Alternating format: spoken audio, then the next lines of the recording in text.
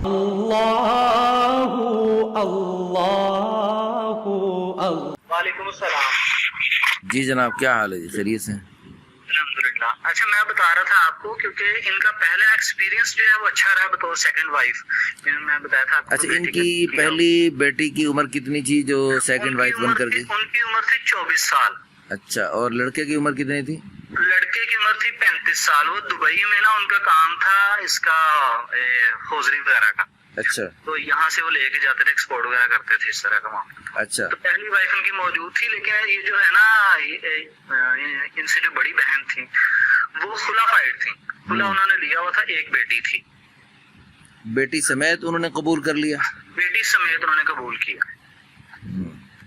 اچھا، انہیں اب دوسری اپنی بیٹی کی دوسری شادی کی سوکن پر دی، تو اس کے باوجود انہیں اتنی خوشیاں ملیں کہ اب اپنی یہ اس سے چھوٹی بیٹی کماری بیٹی بھی سوکن پر دینے کے لیے تیار ہو سکتے؟ جی ہو گئے ہیں، لیکن اسی صورت میں کہ پھر بہت اچھا پروپوزل ہو۔ بہت اچھا ہو۔ ہاں جی، بہت اچھا پروپوزل کی ڈیفینیشن یہی ہے جو میں نے آپ کو دیکھا ہے، میں نے پروفائل آپ کا جو آپ نے بتا رہے ہیں۔ جی، جو میں نے وہ امریکن نیشنل بتایا۔ جی بالکل، جی بالکل۔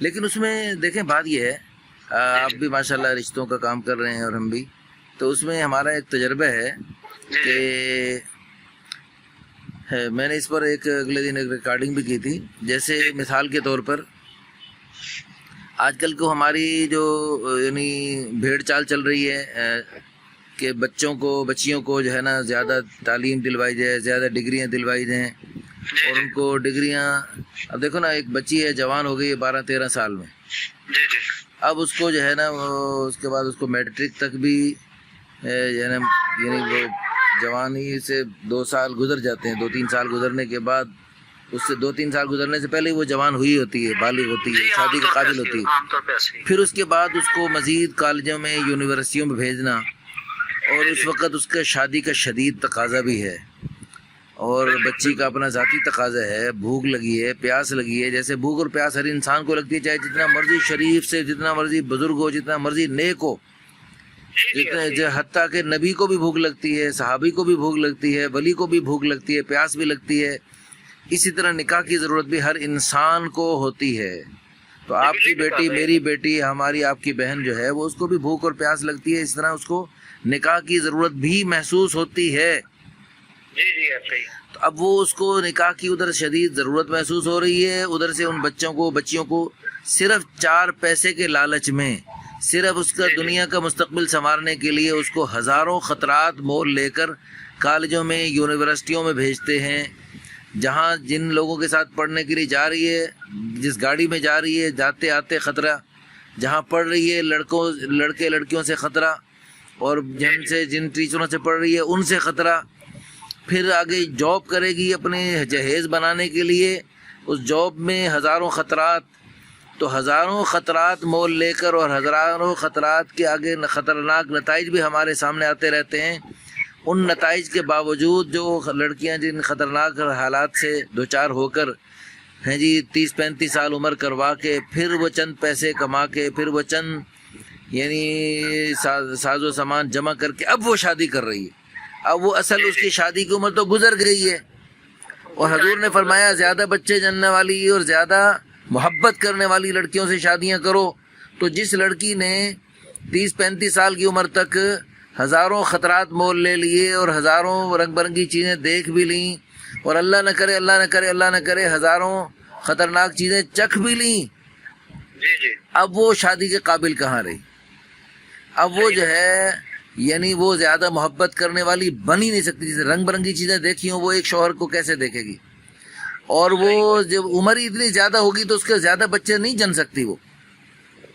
پھر جس گندے ماحول میں جاتی ہیں وہاں تو دکھائے جاتے ہیں بچے جننا، یہ بچوں وہ، کیونکہ وہ مغرب سے تعلیم یافتہ لوگ ہوتے ہیں، تو وہ تو زیادہ بچوں کی جھنجٹ میں پڑھنے انہیں مشکل لگتا ہے۔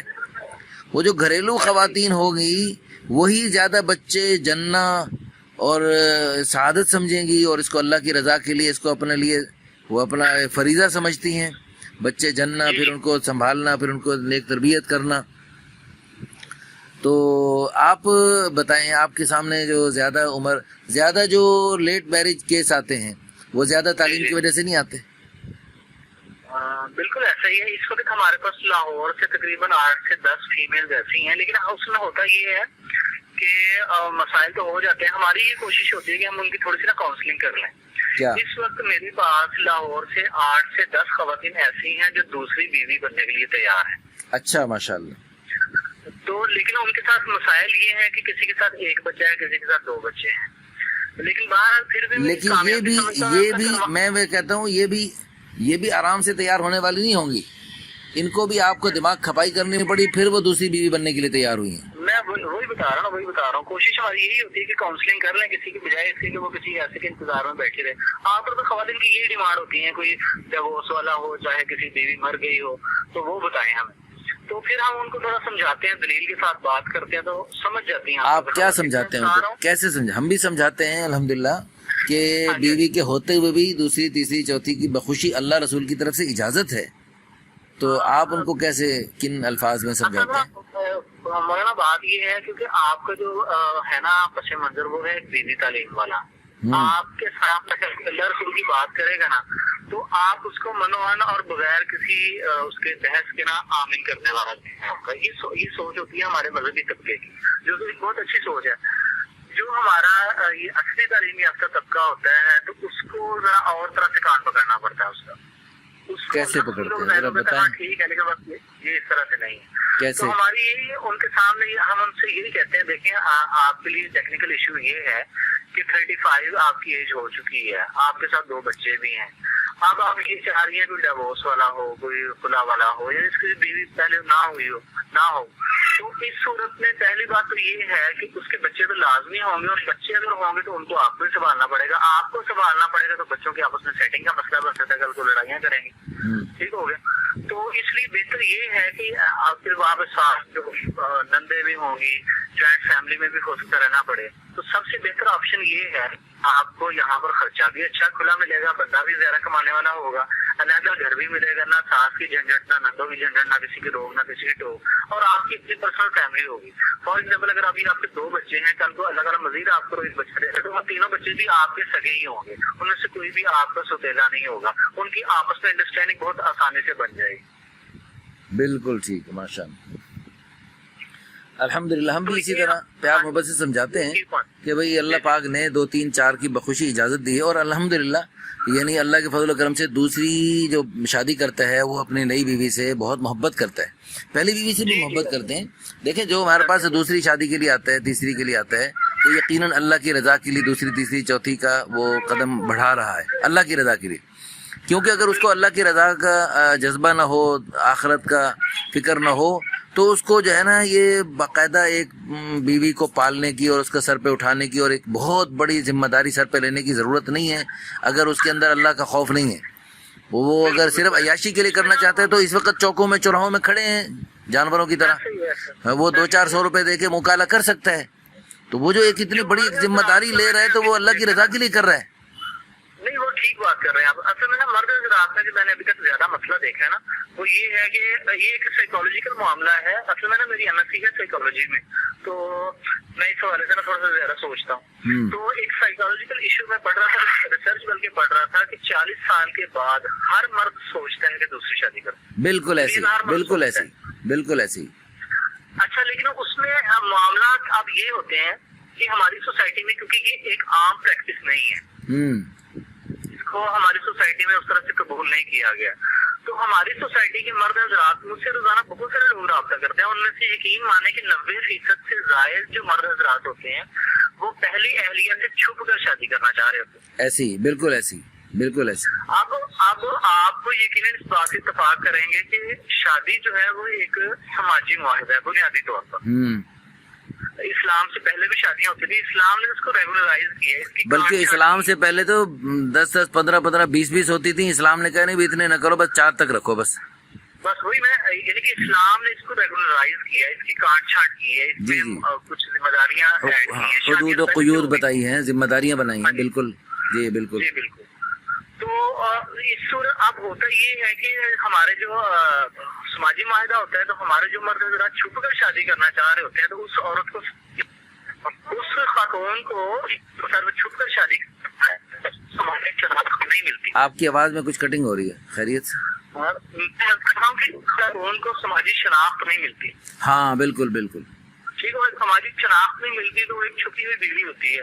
تو اس کے سر پر لٹکی تلوار ہوتی ہے. اس نے مجھے آج میں تو کسی کو بھی نا درمیان میں ڈال سکوں گی کہ میرے ساتھ کیا کر رہا ہے, مجھے مار رہا ہے یا میرے ساتھ اچھا نہیں کر رہا ہے, مجھے خرچ نہیں کر رہا ہے, مجھے خرچ کر رہا ہے. ہلو جی جی, کیا فرما رہے ہیں آپ کی آواز تھوڑا سا بلند, آواز کو بلند کیجیے. میں کہہ رہا ہوں کہ اس صورت میں خواتین سیکورٹی چیک نہیں کرتی. جی جی بالکل, لیکن اس میں دیکھیں بات یہ, اگر پہلی بیوی نہ مانے تو پھر کیا ہونا چاہیے؟ عموم اور پہلی بیوی نہیں مانتی, اس لیے بندہ چھپ کے کر رہا ہوتا ہے. اور اس لیے بھی بعض لوگ نہیں کر رہے ہوتے کہ اگرچہ وہ بیوی کو زبردستی کر سکتے ہیں, لیکن وہ چاہتے ہیں کہ بھئی ہماری بیوی کی مزاج ایسا ہے کہ وہ نہیں مانے گی اور تھوڑا سا پریشانی کی نوبت بن سکتی ہے, تو وہ بیوی کو دکھ سے بچانے کے لیے کہ بھئی وہ اپنا خوش رہے اور اپنا چپکے سے اپنا دوسرا سلسلہ بنانا چاہ رہے ہوتے ہیں عام طور پہ. جی ہوتا ہے ایسے. آپ کی آواز کو کیا مسئلہ ہو گیا, آواز کو ٹھیک کیجیے. چلے میں تھوڑی دیر بعد آپ دوبارہ رابطہ کر لیتا ہوں آپ سے تھوڑی دیر بعد. ہاں چلیں ٹھیک ہے, مجھے بھی فون آ رہے ہیں. ٹھیک ہے جی, جزاکم اللہ خیرا, احسن اللہ فی الدارین. السلام علیکم. اللہ اللہ اللہ